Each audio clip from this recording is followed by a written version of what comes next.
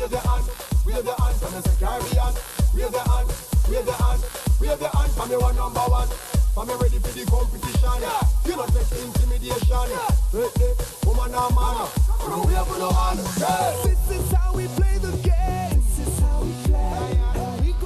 Welcome back to the SportsMax Zone. Turning our attention now to cricket. Lovely cricket host St. Lucia Kings bounced back from their opening match defeat against the Talawas to beat the Barbados Royals by 54 runs in match 2 of the Caribbean Premier League on Thursday. That played, of course, at the Darren Sammy International Cricket Ground in Gros Islet. Batting first, the Kings posted 201 for 6 from their 20 overs, with the Zimbabwean Sean Williams top scoring with 47 of 30 balls. Williams got support from captain Faf du Plessis, who chipped in with 46. Jason Holder was the pick of the bowlers for the Royals, bagging 4 for 38. The Royals, in reply, never got going and were dismissed for 147 after facing their full allotment of overs. Man of the match Matthew Forde led the bowling for the Kings with 3 for 12 from 3 overs, an economy rate there of just 4. A major talking point stemming from the match, the dismissal of Rakeem Jimbo Cornwall, and the big all-rounder was dismissed in a bizarre fashion off the very first ball of the innings. Cornwall tried to snatch a single, but he was seen jogging toward the bowler's end, to the bemusement of many in the stands and in commentary. So Cornwall going for a sharp single there. Personally, Ricardo, I think a lot of what I saw on social media, for me, went overboard. I saw comments like the most embarrassing thing they've ever seen on a cricket field. And I just think running between the wickets is not his strong point. And he was going to be well out there. And he shouldn't have taken that single, quite frankly. That's how I saw that. Well, given his limitations with running between the wickets.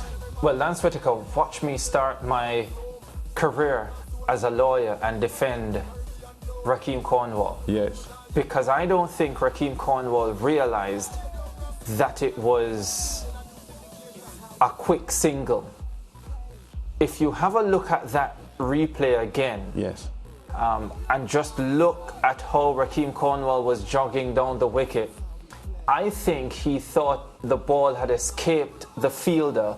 Well, it did. Short, fine leg, or had escaped him significantly more than that. Yeah. I don't think he realized how quickly the fielder recovered. Yes. And you know, they always say that you don't run on a misfield. You don't, yeah. And by the time he realized it, if he in fact did, he just could not accelerate again. And so that led to what happened, the run out. Now, it is unfortunate that this has happened to Rakeem Cornwall, because we know the history, because we know what individuals think about the young man. And so he is the last person you would want this to happen to, because of the responses that we've gotten. We've seen it through the responses that we have gotten. But what I don't like, Lance, is individuals pretending like Rakeem Cornwall is the first person in the history of cricket to have an error in judgment and get run out in a comical situation. We've seen batsmen over time not grounding their bats and getting run out, or whatever the case might be. It happens in the sport of cricket. So for individuals to make it seem like, oh, this is so awful, had it been somebody else, I don't think the reaction would have been what we have seen in the last 24 I am on hours. your wavelength with that, Ricardo, because I am also saying that there were a couple of slim, fit and agile Barbados Royals batsmen last night who were out very recklessly, and no one is saying anything about that. I want to say this as well. I would juxtapose this to a situation where you have like a defender who is not known for goal scoring, is not a goal scorer, and misses a goal scoring opportunity, right? And I'm saying that he was in a position where he was going for a single that was not there. Yes. And I say, Lance, I don't think he realized that it wasn't there. Okay, well, even so, I'm just saying that even whether it was there or not, running between the wickets is not Rakeem Cornwall's strong point. Fair. You know, he he has never been good running between the wickets because Fair. he's slow. Yes. The thing is, he is a boundary hitter. Yes. And in the last season of the CPL, he had one of the best strike rates in the Barbados Royals team.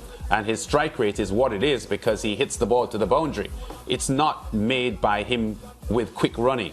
And I just think that because of his size and because of the image that he has, people found that funny last night. But I thought that a lot of what I saw on social media, I found disgusting for me because I thought it went overboard. By the way, Lance, it is hilarious. I don't think you can get away from the fact that it is hilarious, but also don't make it out to seem like this could not have happened to someone else. Yeah. Having said that, do you agree that Rakeem Cornwall, while he's not great running between the wickets, is better than that, what we just saw?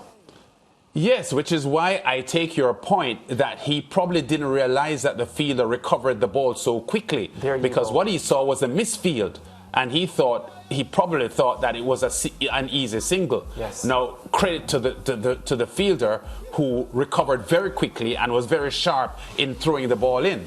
So a misjudgment on his part, but he's taking a lot of flack for it. Ladies and gentlemen, I rest my case. No CPL action tonight, but CPL continues on Saturday with 2 games. Both of them will be live on SportsMax, and the games on the 9 o'clock game, 9:30 coverage time, will see the Knight Riders taking on the Patriots, and in the evening match starting at 6:30 local time, the Kings will be taking on the Guyana Amazon Warriors. Ricardo, quickly, your predictions on those 2 games tomorrow. I think it's too early to start making predictions. We haven't seen most of these teams. Only the St. Lucia Kings we've seen from the offerings tomorrow. And the truth is, what we know with the CPL is that matches are generally close. It's generally difficult to predict. Yes. And so even when you see the teams over and over again, it can be difficult, much less at the beginning of a season when the only team we've seen from that group is the St. Lucia Kings. So, well, on a hunch, I'm going with the Kings to beat the Amazon Warriors. I thought they would have beaten the Royals last night, and they did, so I'm gonna stick with them. And because I'm a TKR man, I'm going to take TKR to beat the Patriots. Well, because you're a TKR man, I think the Patriots will beat them. Break time. Back with more on the SportsMax Zone after this.